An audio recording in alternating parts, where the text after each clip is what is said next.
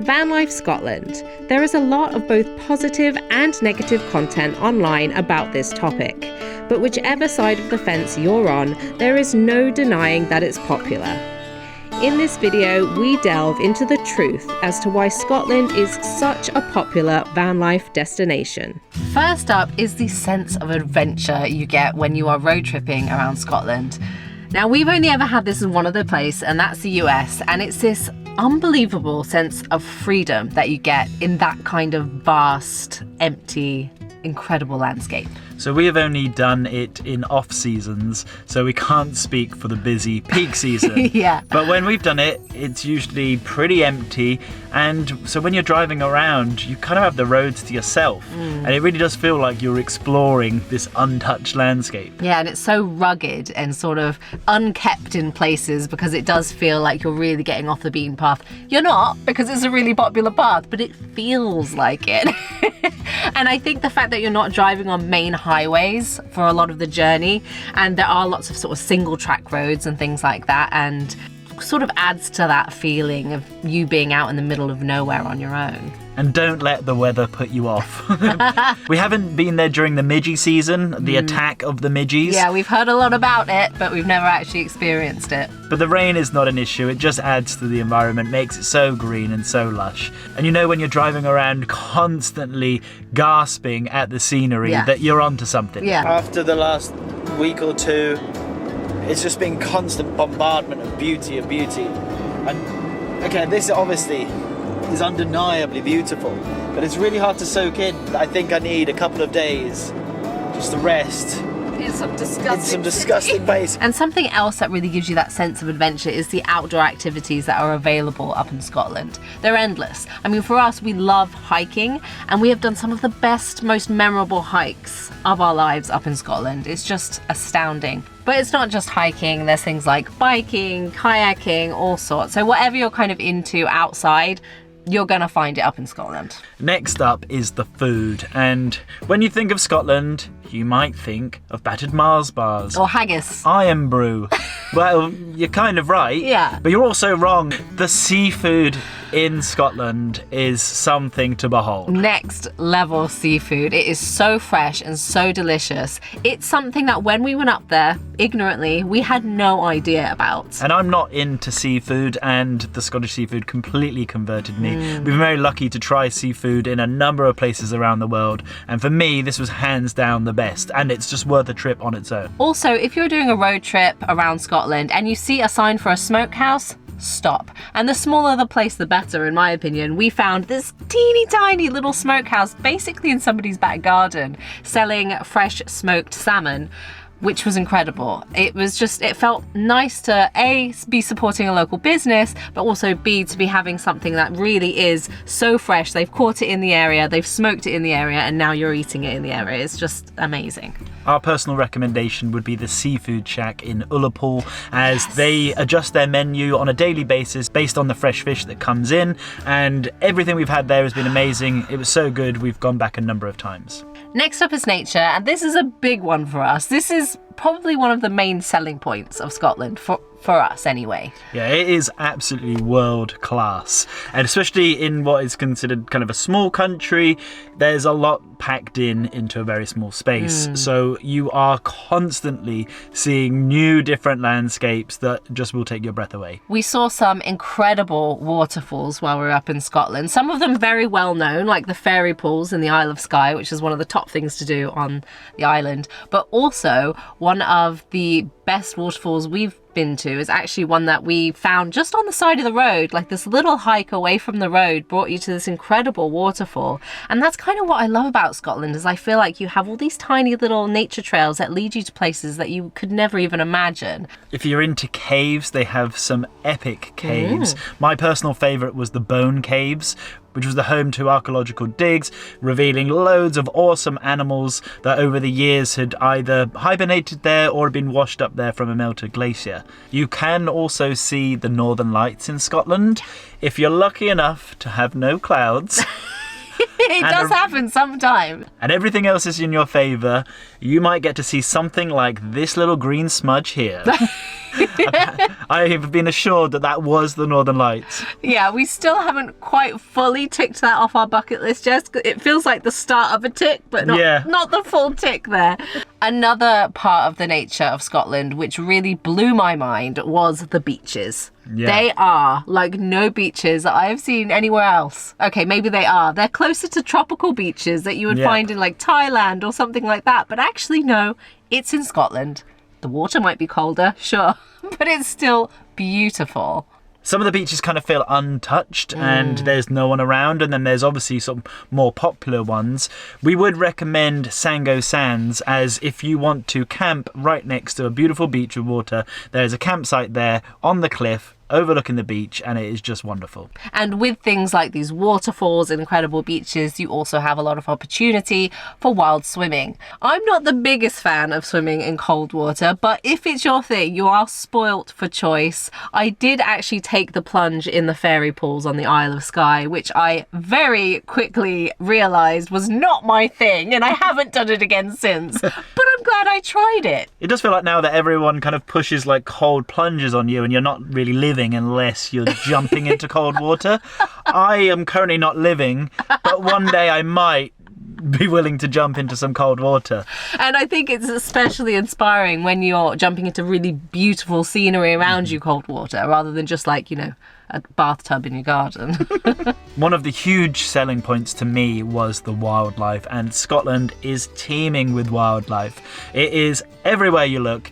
You have hairy cows, eagles, deer, otters, reindeer, the UK's only free-range herd of reindeer, which is quite a claim to fame for those reindeer.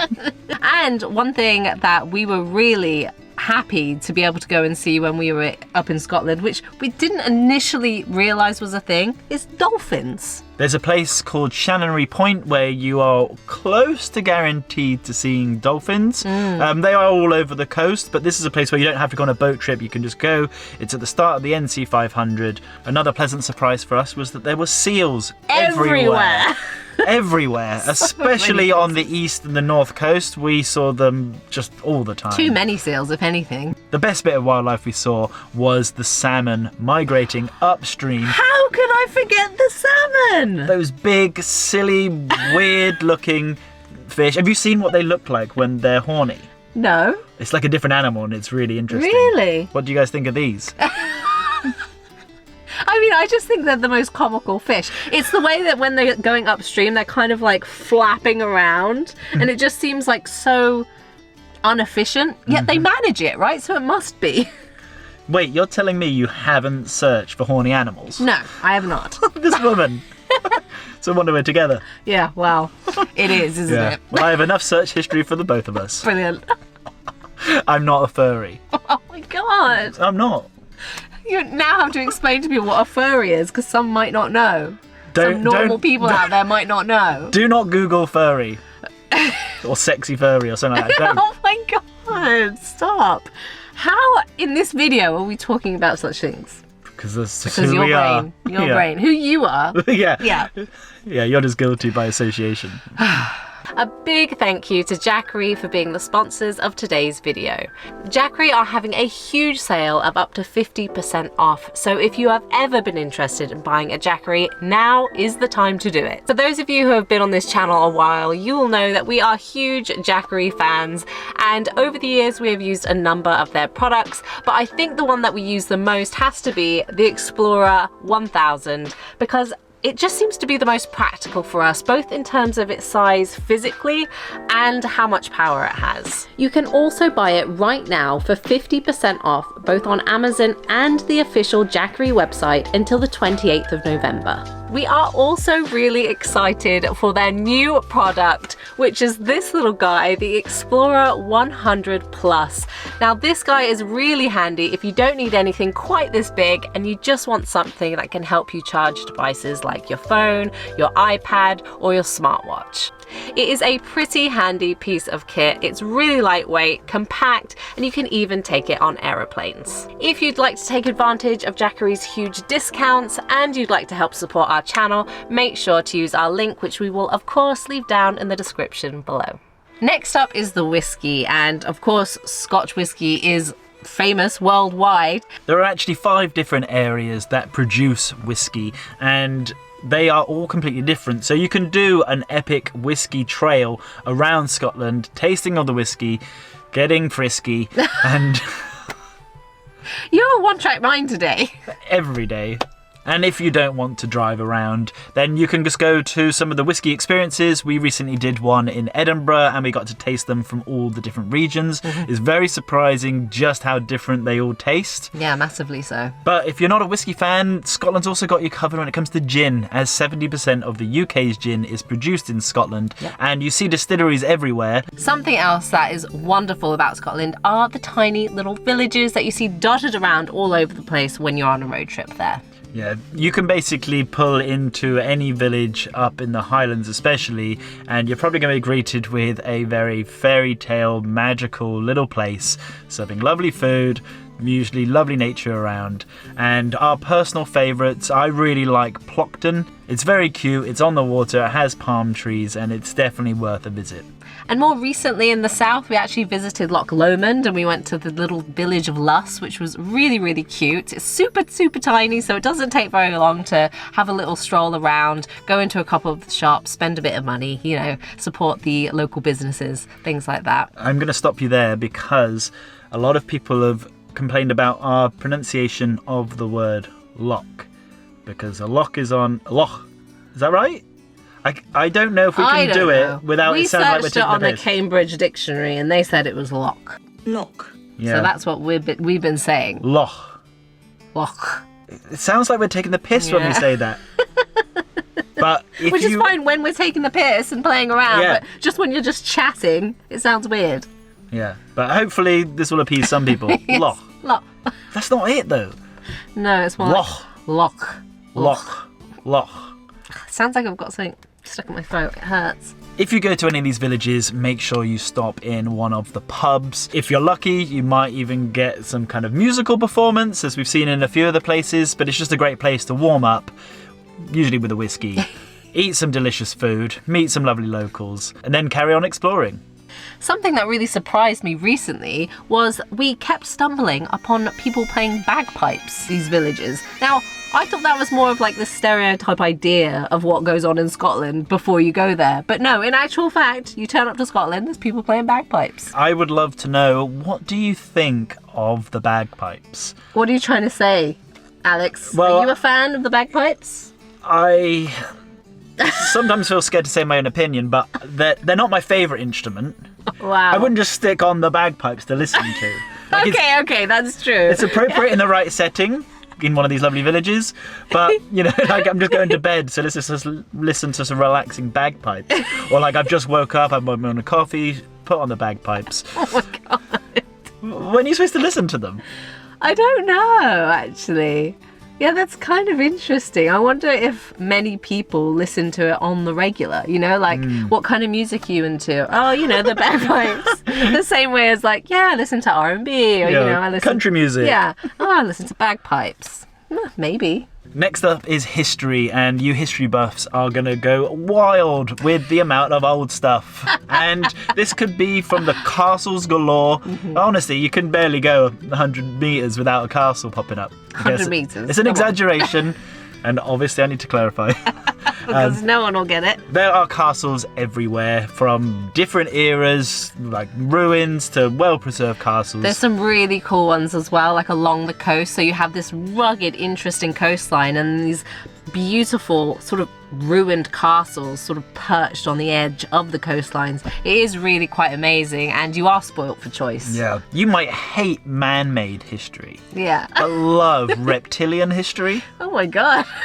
Why reptilian? Dinosaurs. Oh, okay. There's dinosaur footprints on the Isle of Skye that are epic on Coran Beach.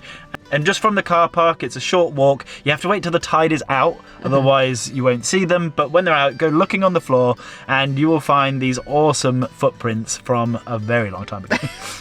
And there's also the geological history. Now, there's a lot of interesting geology up in Scotland, and there are some really great walks that you can do that are actually signposted along the way with facts and information, so you can actually learn whilst going on a lovely walk in nature. Something I found really interesting is this part of Scotland was actually part of the Appalachian Mountains many, many years ago until they've split and drifted apart. There's also a bunch of Neolithic sites, if that's your thing. There is one that we really want to visit up in Orkney, which we haven't been to yet, but it is high on our list of places to go and see in Scotland. And the good thing about Scotland is that basically all of the museums are free. And so if you want to see Dolly, not Parton, but the sheep, and you're really into clones, well, this is where Dolly is living. You're really into clones. Oh, a big clone fan. Oh my God. Of course, we could not make this list without talking about the park-ups in Scotland. Now, you are spoilt for choice in terms of campsites and free park-ups all over the place. It's such a nice place to go and just find your own little slice of paradise. I think if you visit during peak season, this could be a different story, but traveling in off season, there are really so many options of places that you can stay. We've had some really amazing free park-ups, haven't we? Do be careful with these choices and read up on the rules, because not everywhere falls under the regulations that you're allowed to stay in, but if you find them, there are some absolutely world-class places to stay. The final point, and it's something that unfortunately I wish I'd have captured more on camera, is the people in Scotland. And for the most part, they are a very welcoming, friendly bunch of people, always up for a laugh. However, there has been issues with tensions with the locals and camper vans. That's because there's been such an increased popularity on the routes, and in turn, the infrastructure isn't necessarily there that would support the locals as well. To be fair to them, they have been inundated with tourists, especially since COVID and especially since camper vanning has become a lot more popular, because especially that NC 500 route doesn't have the infrastructure to deal with tourism en masse. And so they have been battered a little bit up there, especially in high season. To be fair to them, if I lived there and a load of southern softies came up, taking up all their space, driving slowly on the roads, littering, all the terrible things that are involved with mass tourism, I would be pretty frustrated. Yeah, so basically, if you are visiting, just be wary of your impact and just try and do the best you can. So to conclude, Scotland's pretty awesome for camper vanning, and it is definitely, I would say, in our top 2 places for van life. Yeah. Alongside the US. The US only because it's so big, so you have kind of everything. Yeah. But in terms of Scotland, it has everything that we would be looking for on a trip in a very small space. And that's what makes it so good. I think for me as well, there's just like, you know, certain places you go to, you just have this feeling about them. And for me, Scotland, it just... yeah, it speaks to me. I love it there so much. We named our son's middle name is Sky because we absolutely fell in love with that island so much. Hopefully this video shows just a fraction of why you need to add Scotland to your bucket list and why it is one of the best places in the world for road trips. But this list obviously could be much longer, so let us know down in the comments below what we've missed. Help out anyone else watching and is planning a trip. Share the knowledge. Where can we ruin with over-tourism? Oh my God. If you like the video, give us a big fat thumbs up. Don't forget to subscribe. And if you're interested in Jackery's epic sale, use our link down in the description. Nothing left to say. Thank you so much for watching. We'll see you next time, and beans out.